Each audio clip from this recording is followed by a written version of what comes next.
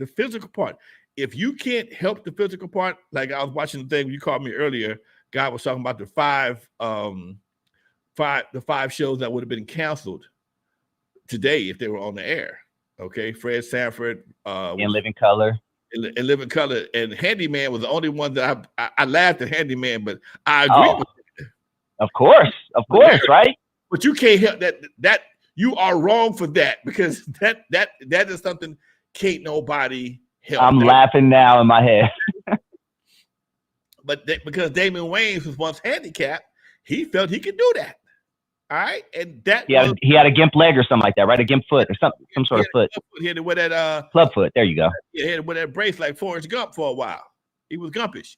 So when he did it, because just like black folks call each other the N-word, I was one of them. But he made us all laugh, and some folks from in that situation may have laughed at it also because it was funny. But certain things, you can get away with, and other things you're gonna get dogged out behind, no matter how funny it is. That's one of them. Yeah, that was a great show, man. I mean, a lot of those, even those skits with the two, rainbow dudes, 2 snaps, a twist, and a kiss, that would not fly. That shit was hilarious, though, man. It was great. I was 13 years old, just laughing my butt off. That shit was hilarious. But again, they took a chance and they won. And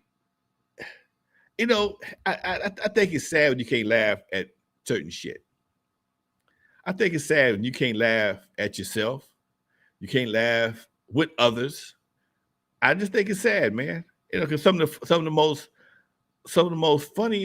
funniest things are some of the things they're probably disgusting to one person. But again, that one person's feelings supersedes our sense of humor. Mm-hmm. I remember the time I was on the bus, and this cat, he was doing something, and he laid a shark in his pants. Boy, the whole vibe, the whole place was laughing his ass. He was humiliated, but he sharted. Okay, he thought he had a fart, and it wasn't a fart. And he had on light colored pants, and it was hilarious, but he was humiliated. You shouldn't have trusted a fart.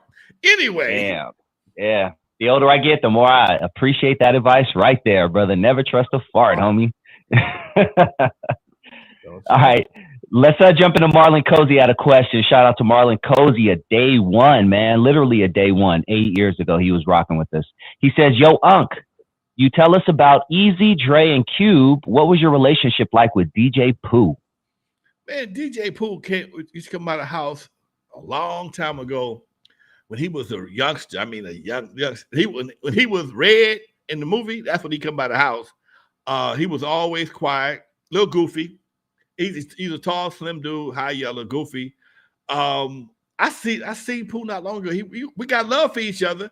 We just ain't running the same circles. He was one of them kids that was around here at that time. They all kind of jailed around the house back in the day. Like I said, back in the day, I ran like a boys club. It would be 11, 12, 13 people here at any given moment. And sometimes I wouldn't even be here. I would be gone doing what I got to do because I had a live-in roommate. She was cool with Dre and them. So everybody knew everybody, and I had to run. And nobody ever stole anything from me. That's one thing I can honestly say. Nobody ever stole anything. But yeah, Pooh was always one of the cooler brothers. He was, I think he went to one of them Catholic schools, if I ain't mistaken. I'm not sure. But he was another youngster that was around. But we didn't really hang out. We just, he was another cool kid that hung around the pad. Yeah. Hey, you know what? Someone in the audience brought something up, Lonzo. Did you see those new interviews that are popping up with N.W.A., where there's one from London, and then there's another one that's a Yo MTV Raps interview where they're talking about we're all in the same gang? I'm still trying to figure out if it's real or if it's AI. Have you run across those yet? If not, we'll talk about it next week. No, I'll look for it, but I haven't seen them. Okay, we'll talk about it next week. I'll put it together for next week's show. Yeah. The documentary? No. Apparently it's some rare footage, some legit footage of an interview of them in London. One of them's in London, and then one of them's out here in LA. and the interviews that they cleaned up the audio, they cleaned up the images almost to where it looks like AI. So I'm not sure. So I was just curious if you knew anything about. Do you know anything about any N.W.A. London interviews back in the day? I can't say that. Okay. All right. No. Well, we'll talk about it next week because that's a good topic. Thank you, Bud Shack, for throwing that out there because we'll talk about that next week. All right. We got 5 minutes, Lonzo. Let's talk about another unfortunate, passing, but, he lived a decent life. 84 years old, H-Rap Brown passed away this past week, Lonzo. For anyone who doesn't know, he was best known for serving in the Black Panther Party as the Minister of Justice. For a short period of time, and he was an author. He had some very famous slogans: "If America don't come around, we're going to burn it down." Some other slogans: "Violence is as American as cherry pie." He served life in 2000 for taking out a officer in Georgia. What do you know about H-Rap Brown, Lonzo? His history? I know the name. I don't know much about him. And tell us about a young Lonzo and what made the Panther Party so appealing to a young you.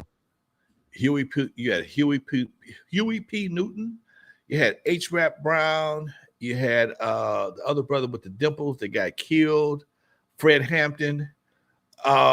These guys wasn't much older than me, man. They weren't a lot older than me. They may have been, I don't know, 6, 7 years older than me. Or when they were doing their thing, they were in their teens, put it that way. These guys were teenagers.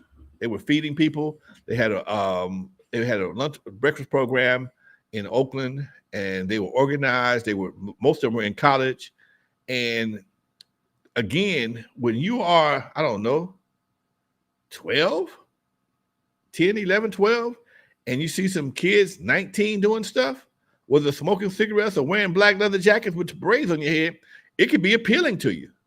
And you heard about them on the news, and it was like anything else, man. When you have your eyes and ears are the portals to your influence, and whether it's the Black Panthers, whether it's gangster rap or whole rap, it's infectious, and you are very impressionable at those ages.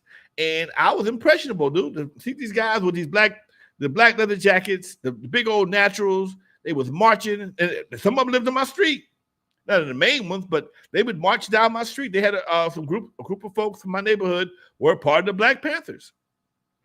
And that was the coolest thing to do at that time in the 60s and early 70s, was for young black folks to be a Panther. And that was the attraction to it, dude. Just like some folks think it's cool to go be a gangbanger. Some people think it's cool to go to the prison. It was the same effect on a young Lonzo, but young Lonzo had a mama and a dad that would have kicked off in his ass if he'd grabbed a black desert, anything and put on his head. Don't mean I still didn't support it. I just knew I couldn't join and tell nobody. They was with the Black Panthers, man. It was going down with them folks, dude. I remember when they that was the Black Panthers. That was Sin Q when they had the big shootout in the 70s on 50 something and they had a sporting goods store there with Patty Hearst Patty Hearst. She had got supposedly kidnapped and had what you call that, Stockholm syndrome. She started started sliding with her captors, and they shot the hell out of that damn sporting goods store though. 154 for something in LA, and it was a police against them, and them dudes talking about don't give a F. Shit, they didn't give a F. They had none to give. Okay, police, they jump on the police like it was nobody's business. The cops were scared of them. That's real. That Patty Hearst story is crazy.